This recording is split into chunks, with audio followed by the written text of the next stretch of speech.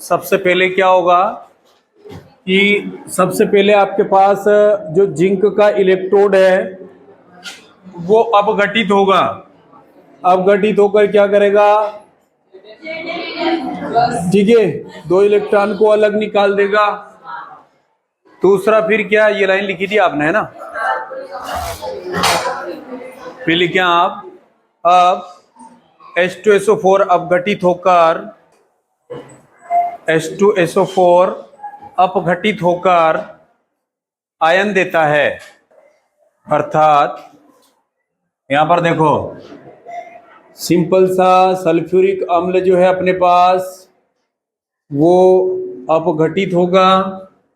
तो एक तो आपके पास H+ आयन, एक आपके पास सल्फेट आयन, ठीक है।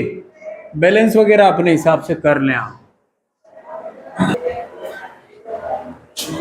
क्या हो जाएगा, ये जो जिंक है आपके पास वो सल्फेट आयन से क्रिया कर लेगा और जिंक सल्फेट बनाएगा। नीचे लिखो,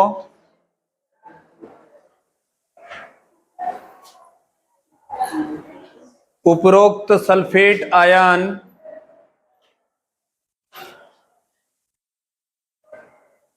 जिंक आयन से अभिकृत होकर जिंक आयन से अभिकृत होकर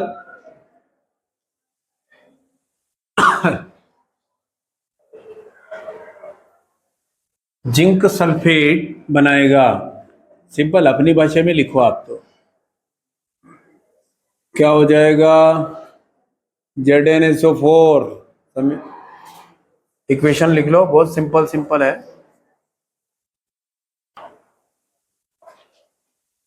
शेष बचे हाइड्रोजन आयन,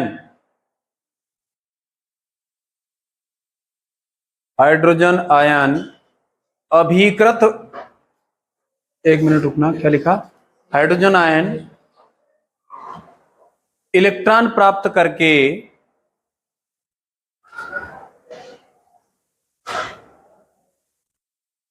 H2 गैस का निर्माण करते हैं।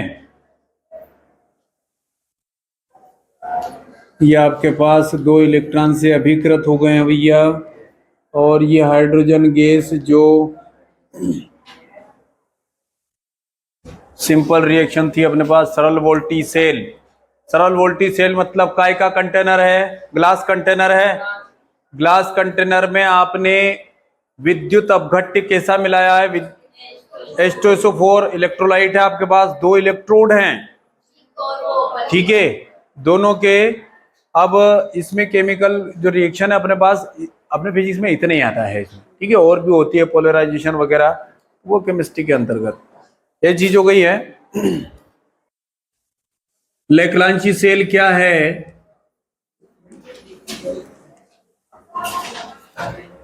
ये साइंटिस्ट के नाम पर ही है। लेक्लांची सेल क्या है, उसमें होने वाली रासायनिक अभिक्रियाओं को समझाइए। ये साइंटिस्ट के नाम पे है ये सेल का नाम, यानी कि लेक्लांची सेल किसने डिजाइन करा, तो कौन है, लेक्लांची। अब इसको देखें आप इधर, इसमें भी एक ग्लास वेसल होता है, ग्लास का ही कंटेनर है इसमें, कांच का। ये अपने पास केवल केमिकल रिएक्शन आती है, पर फिर भी समझ लेते हैं इसको। ग्लास कंटेनर, इसमें एक जिंक रॉड आपने लगा दी है, जो कैसा काम करेगा, कैथोड। एक यहां पर एक थैली लगाई है, इसका पोरस पोर्ट बोला जाता है, मलमल की थैली। ये कैसी थैली होती है, जिसमें सरंध्र होती है, मतलब छिद्र होते हैं इसमें, ठीक है, बारी बारी छिद्र होते हैं, जहां से कोई पदार्थ बाहर निकल जाना चाहिए या फिर अंदर आ जाना चाहिए। इसके अंदर ये MnO2 प्लस कार्बन का चूर्ण भरा जाता है, ये भर दिया है आपने, और इसमें एक कार्बन का इलेक्ट्रोड डुबो देते हैं, कार्बन का। जो एनोड की भांति कार्य करता है।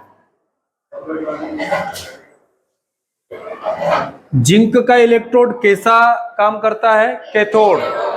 तो एनोड कौन है? कार्बन का।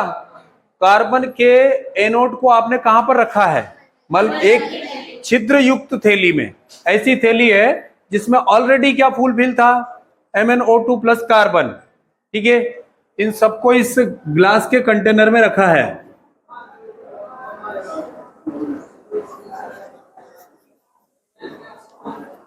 और इसमें विद्युत अपघट्य के फॉर्म में NH4Cl, नौसादर जिसका नाम है, ठीक है, नौसादर व्यापारिक नाम दूसरा है, बाकी NH4Cl अमोनियम क्लोराइड यही बोला जाता है क्या? अमोनियम क्लोराइड, ये इसमें भर देते हैं अपन। ये हुआ आपके पास कौन सा? लेक्लांची सेल। सिंपल सा लेक्लांची सेल मतलब क्या हुआ? ग्लास कंटेनर में दो इलेक्ट्रोड, एक सीधे जिंक का और एक कार्बन का इलेक्ट्रोड आपने किसी एक ऐसे पोरस पॉट में, एक ऐसे पात्र में रखा है जो छिद्र युक्त हो, सरंध्र हो, और जिसमें ऑलरेडी क्या फुलफिल हो? MnO2 plus carbon. ठीक है, मैग्नीज डाइऑक्साइड और कार्बन। उसमें आपने कार्बन के रोड को रखा है जिसमें एनोड कौन, कैथोड कौन, ये पता होना चाहिए।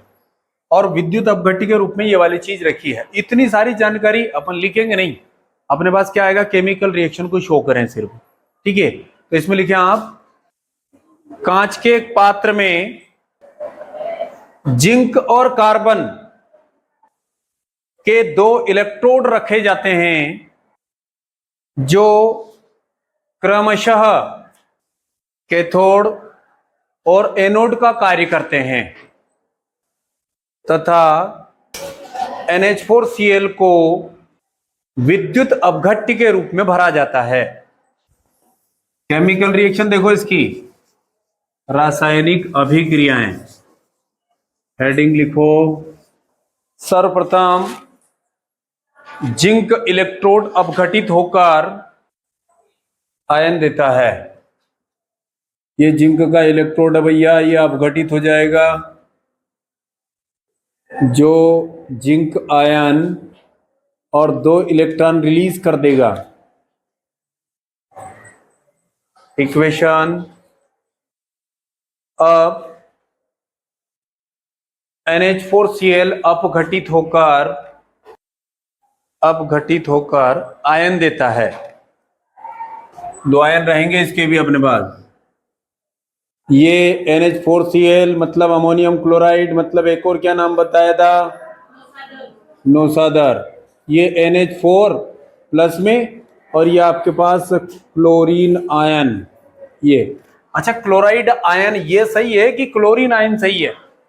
क्लोरीन आयन, क्लोराइड आयन, कौन सा बोलना चाहिए? आपको ज्यादा ध्यान होना चाहिए, हमारे को केमिस्ट्री नहीं पता। क्लोराइड आयन यही सही है यशवंत?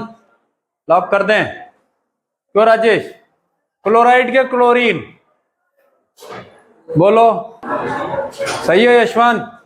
सचिन, उपरोक्त जिंक आयन क्लोराइड आयन से अभिकृत होकर ZnCl2 देता है। अर्थात ये आपके पास जिंक आयन है, ये क्लोराइड आयन जो है आपके पास, दोनों अभिकृत होकर ZnCl2 बैलेंस अगर करें तो ये 2 हो जाएगा बस। इक्वेशन के नीचे शेष अमोनियम आयन इलेक्ट्रॉन प्राप्त करके अमोनिया और हाइड्रोजन गैस उत्पन्न करते हैं। क्या होगा भैया?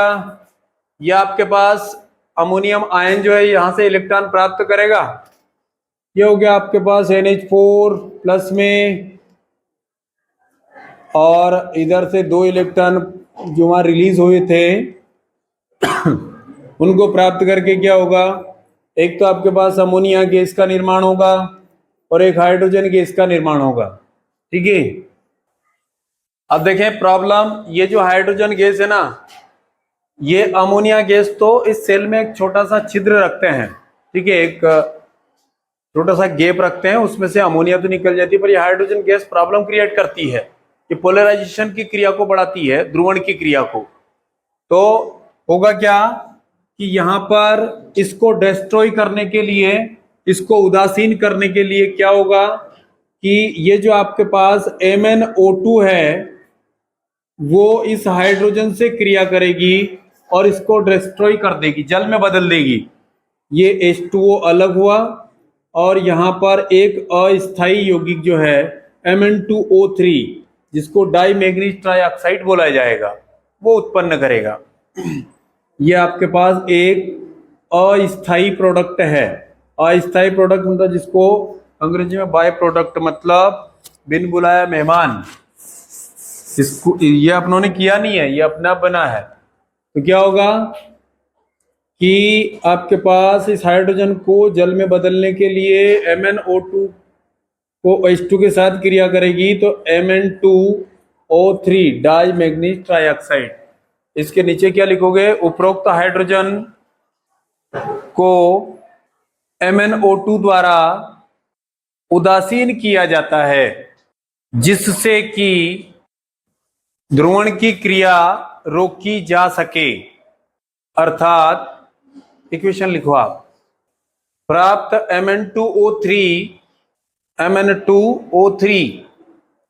वायुमंडलीय O2 से क्रिया करके, ऑक्सीजन के भी 3 फॉर्म है ना, O मतलब नवजात ऑक्सीजन, O2 मतलब क्या हो गया सिंपल ऑक्सीजन, O3 मतलब ओजोन 1 2 3 से क्रिया करके स्थायी हो जाता है। अर्थात ये आपके पास Mn2O3 डाईमैग्नीज ट्राइऑक्साइड ये रिएक्ट होगा O2 के साथ और यहां पर MnO2 बैलेंस कैसे करोगे, Mn ये 2 है, 2 अगर यहां पर लगा दो आप तो कितना हो जाएगा, 2 दूनी 4, 3 दूनी ज्यादा हो जाएगा, तो 2 दूनी इसको 4 कीजिए, इसको 2 कीजिए, अब हो रही क्या बैलेंस, देखो ये 4 हो गई है और 4 दूनी 8, ओके, और ये 4 हो गया और 3 दूनी 6 और 2 8 हो गया बैलेंस। ये आपके पास स्थायी प्रोडक्ट है, स्थायी। ये काय की केमिकल रिएक्शन के बारे में बात करी अपनों ने, लेकलांची सेल में होने वाली रासायनिक अभिक्रियाएं। अब कुछ जानकारी नीचे लिखो, लेकलांची सेल का EMF मतलब समझते हो क्या आप EMF का, बोलो, ओके, अंग्रेजी में क्या, इलेक्ट्रो मोटिव कौन फोर्स, मतलब हिंदी में विद्युत वाहक बल, और हिंदी में बात करें तो वाहक बल मतलब जो चार्ज को कैरी करेंगे उनको धकेलने वाला बल। हो गया, नीचे लिखो, लेकलांची सेल का EMF 1.5 वोल्ट होता है तथा इससे 0.25 एम्पियर की धारा ली जा सकती है। अब ये बताओ हाइड्रोजन को किसने आकर हटाया था, MnO2 ने, यानी कि ध्रुवण की क्रिया को रोका था इसने। तो जो ध्रुवण की क्रिया को बंद करे वो विध्रुवक, तो क्या लिखोगे आप, नीचे लिखो, लेकलांची सेल में MnO2